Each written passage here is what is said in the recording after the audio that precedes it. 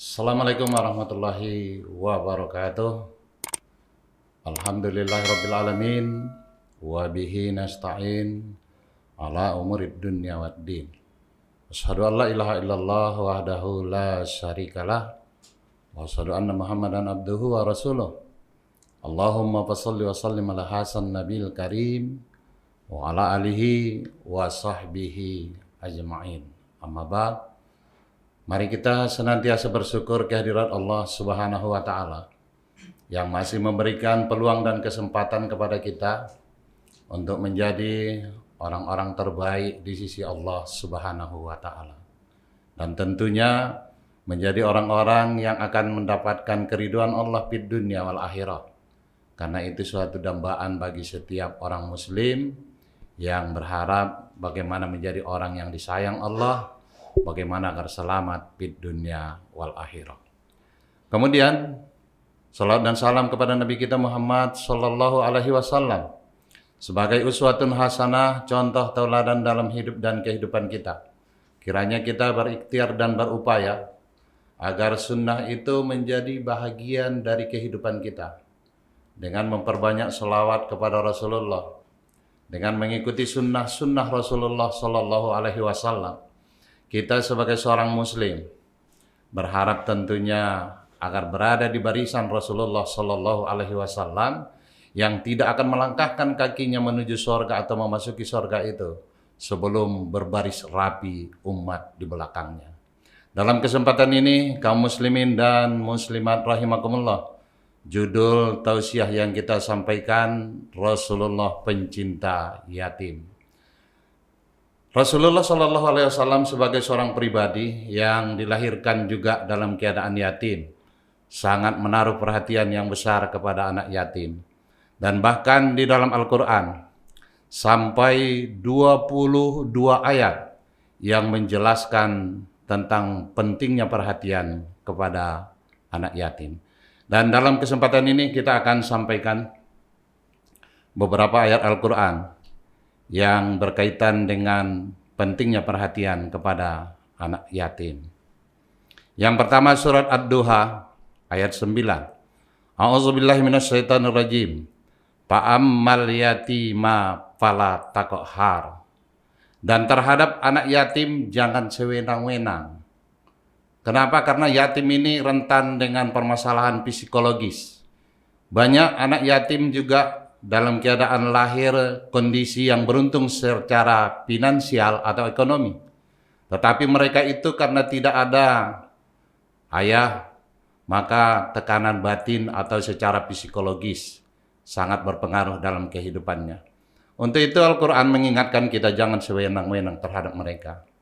Jangan anggap sepele terhadap mereka. Jangan anggap enteng terhadap mereka. Terutama tentu saja bagi mereka yang punya harta, juga bagi yang punya pengasuh atau orang tua asuhnya, jangan sembarangan memanfaatkan harta mereka. Inilah yang dijelaskan Al-Quran dalam surat Ad-Duha ayat 9. Kemudian di dalam surat An-Nisa ayat 36 Allah menjelaskan, A'udzubillahi minasyaitonirrajim. Wa'budullaha wa la tusyriku bihi syai'an. Dan beribadahlah kepada Allah dan jangan sampai mensyarikatkan dengannya sesuatu apapun. Wabil walidaini ihsana, dan berbuat baiklah kepada kedua orang tua, wabizil kurba, dan kaum kerabat, wal yatama ila akhir, dan anak yatim. Di sini bisa kita lihat Al-Quran surat An-Nisa ayat 36 ini membuat perintah secara berjenjang, perhatian yang serius kepada orang tua, kemudian kerabat, dilanjutkan dengan anak yatim. Masya Allah.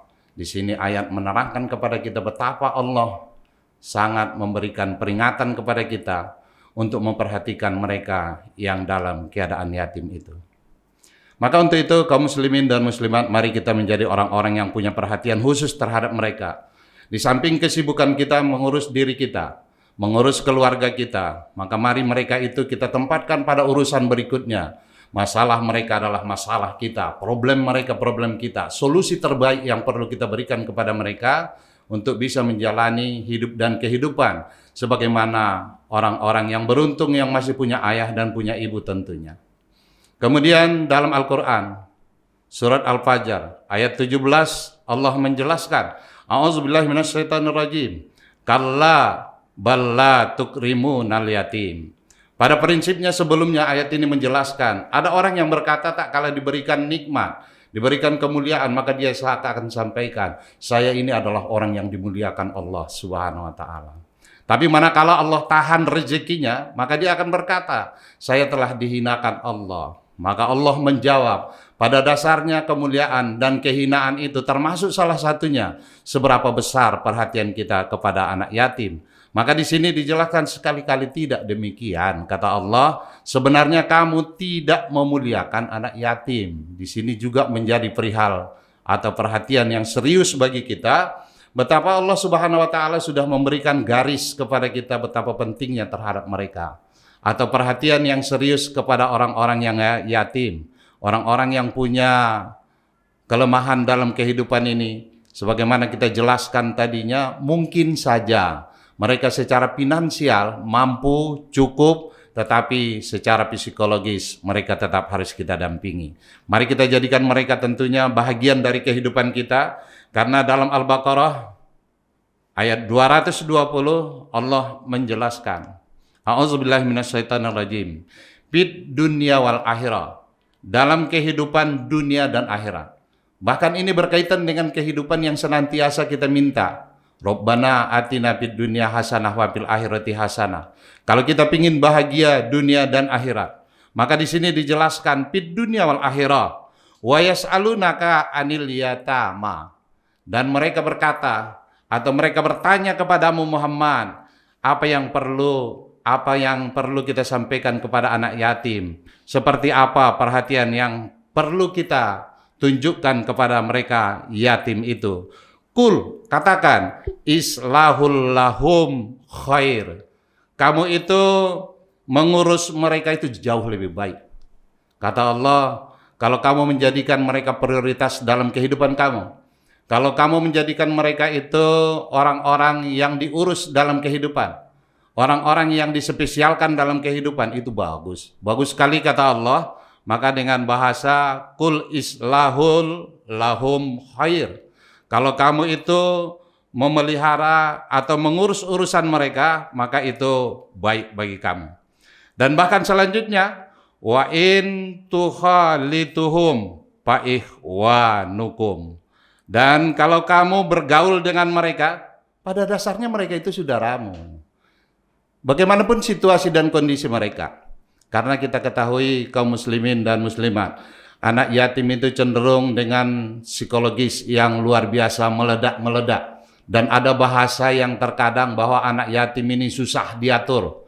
Anak yatim ini cenderung nakal. Ini bahasa-bahasa yang perlu kita hilangkan dari pikiran kita. Karena itu bisa menjadi asbab kurangnya perhatian kita terhadap mereka. Tapi kalau kita orang-orang yang senantiasa di dalam kehidupan ini berpikir positif, maka mereka itu kata Allah apa?